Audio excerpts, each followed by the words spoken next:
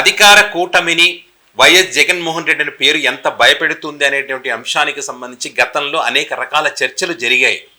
అయితే ఈ జగన్మోహన్ రెడ్డి గారిని భయపెట్టడం కోసం జగన్మోహన్ రెడ్డి గారికి సపోర్ట్ చేసేటువంటి వారిని మరి సపోర్ట్ చేయకుండా అడ్డుకునేటువంటి ప్రయత్నంలో భాగంగా తమకున్నటువంటి మెజారిటీ మీడియా ద్వారా, సోషల్ మీడియా ద్వారా ఇన్ఫ్లుయెన్సర్స్కి డబ్బులు ఇచ్చి ఫేక్ ప్రచారాలు అంటే ఎవరైతే నిజాలను ప్రస్తావిస్తూ ప్రశ్నిస్తున్నారో వారిపైన కేసులు పెట్టేటువంటి ప్రయత్నం అధికారులకు వచ్చినప్పటి నుంచి చేస్తూ ఉన్నారు. అయినప్పటికీ కూడా బంతిని నేలకేసేంత కొడతంత పైకి లేస్తుందన్న రీతిగా వైఎస్ఆర్ కాంగ్రెస్ పార్టీ శ్రేణులు, వైసీపీ సోషల్ మీడియా బలంగా పనిచేయడం మొదలుపెట్టింది. ఇంతకు మించి ఏమవుతుందనేటువంటి ఒక ఆలోచనలు వారికి వచ్చింది. ఒక్కసారి జైలుకి వచ్చిన తర్వాత ఇంతే కదా, ఇంతకన్నా ఏం చేస్తాం? ప్రజల తరఫున మాట్లాడి ప్రజల కోసం క్వశ్చన్ చేసి పోయి రావడంలో తప్పే ఉంది, ఎస్ మళ్ళీ పోతామని చెప్పి ధైర్యంతో వాళ్ళు ప్రశ్నించడం మొదలుపెట్టారు. ఇక్కడ ముఖ్యంగా YSR Congress party social media యొక్క పవర్ ఏందో అందరికీ తెలుసు. అది కూటమి పార్టీ నాయకులు వారి మీడియా కూడా వాళ్ళ డిబేట్లలో పదే ప్రస్తావించడం కూడా మనం చూసాం. నేషనల్ లెవెల్లో కూడా ఈ వైసీపీ సోషల్ మీడియా గురించి చర్చ జరిగింది. సో అయితే ఇక్కడ వైసీపీ సోషల్ మీడియా అంతా ఒక ఎత్తు అయితే మరి జగన్మోహన్ రెడ్డి గారి కోసం స్వచ్ఛందంగా పనిచేసేటువంటి వ్యక్తులు, అభిమానులు లక్షల్లో ఉన్నారు. సో వారికి ఉన్నటువంటి వేదికగా ఈ కూటమి యొక్క తప్పులను ప్రశ్నిస్తున్నటువంటి క్రమంలో వారిని కూడా అణిచివేసేటువంటి కార్యక్రమం ఈ కూటమి చేస్తూ ఉన్నది. అయినా కూడా వారు భయపడడం లేదు. అంటే ఇక్కడ వాళ్ళ బాధ అంతా ఏంటంటే వారికి ఉన్నటువంటి బలమైనటువంటి మీడియా, తద్వారా మీడియా ద్వారా చెప్పినా కూడా ప్రజలు నమ్మడం లేదు, ఇన్ఫ్లుయెన్సర్స్ని వాడి చెప్పించినా నమ్మడం లేదు. ఏ రకంగా చెప్పిన అంటే వీళ్ళు ఒక విషయాన్ని ప్రజల్లోకి తీసుకువెళ్లే లోపే ఇక్కడ YSR Congress party social media కానీ, అదేవిధంగా జగన్మోహన్ రెడ్డి గారికి ఉన్నటువంటి స్వచ్ఛందంగా పనిచేసేటువంటి ఆర్మీ కానీ అసలైనటువంటి వాస్తవాలను ప్రజల ముందు పెట్టేటువంటి ప్రయత్నం అద్భుతంగా చేస్తూ ఉన్నారు. కాబట్టి వీళ్ళ పప్పులు ఉడకడం లేదు. సో దీన్ని ఏం చేసైనా సరే ఆపాలనే ఒక ఉద్దేశంతో గతంలో కూడా మనం చూసాం. వీళ్ళ అధికారులకు వచ్చిన తర్వాత వైఎస్ఆర్ కాంగ్రెస్ పార్టీ ఇన్స్టాగ్రామ్ ఏదైతే ఉందో ఆ అకౌంట్ని క్లోజ్ చేస్తారు. అంటే ప్రజలకు చేరకుండా దాన్ని క్లోజ్ చేశారు. ఇప్పుడు అదే క్రమంలోనే YSR Congress party official Facebook page అయితే ఉందో దాన్ని కూడా భారతదేశంలో ఎక్కడ రాకుండా మరి క్లోజ్ చేయడం జరిగింది. అంటే ఇక్కడ ఎంత భయపెట్టి ఉంటే వీళ్ళు పని చేస్తారనేటువంటి చర్చ ప్రజల్లో బలంగా నడుస్తూ ఉన్నది.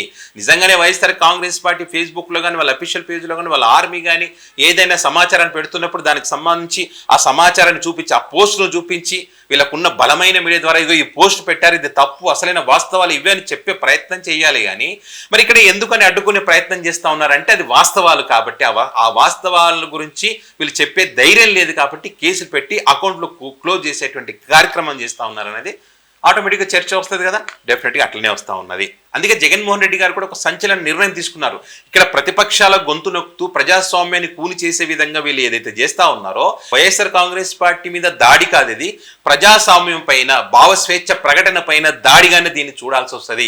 కేవలం మేము నిజాలు మాత్రమే చెప్తా ఉన్నాం. మొదటి నుంచి కూడా ఏంటి, అమరావతిలో జరిగినటువంటి అవినీతికి సంబంధించి ప్రశ్నిస్తే కేసులు పెడతారు. అక్కడ జరుగుతున్నటువంటి రైతులకు జరుగుతున్నటువంటి అన్యాయానికి సంబంధించి అక్కడ ఒక రైతు చనిపోయాడు, ఆ రైతుకు మీరు చేసిన ద్రోహం వల్లే చనిపోయాడని ప్రశ్నిస్తే కేసులు పెడతారు. ఇవన్నీ నిజాలే కదా.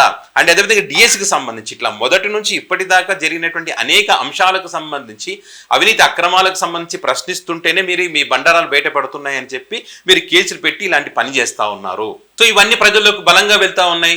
జగన్మోహన్ రెడ్డి కూడా ఆధారాలతో మాట్లాడుతూ ఉన్నాడు, ప్రతిదీ డేటా చూపించి మాట్లాడుతూ ఉన్నాడు. సో వీళ్ళు దీనికి ఆన్సర్ చెప్పలేక వీళ్ళ మీడియా ద్వారా చెప్పే ప్రయత్నం, రకరకాల డైవర్ట్ చేసే ప్రయత్నం చేసినప్పటికీ ప్రజలు నమ్మడం లేదు కాబట్టి ఏం చేయాలి, డైవర్ట్ చేసే గొడ్డలి పార్టీ, ఆ పార్టీ, ఈ పార్టీ రకరకాలుగా చెప్తా ఉంటే జనాలకు విసుకొచ్చింది. ఎన్ని రోజులు గొడ్డలి పార్టీ అని చెప్తారు, ఎన్ని రోజులు వయసు వివేక కేసు అని చెప్తారు, ఎన్ని రోజులు తల్లి చెల్లి అని చెప్తారు. జగన్మోహన్ రెడ్డి అడిగింది ఏంటి, వీళ్ళు అడిగింది ఏంటి? జగన్ గారు కానీ, వాళ్ళ సోషల్ మీడియా కానీ, జగన్ గారి ఆర్మీ కానీ కొన్ని వేల ప్రశ్నలు అడిగారు వీళ్ళ అధికారులకు వచ్చినప్పటి నుంచి.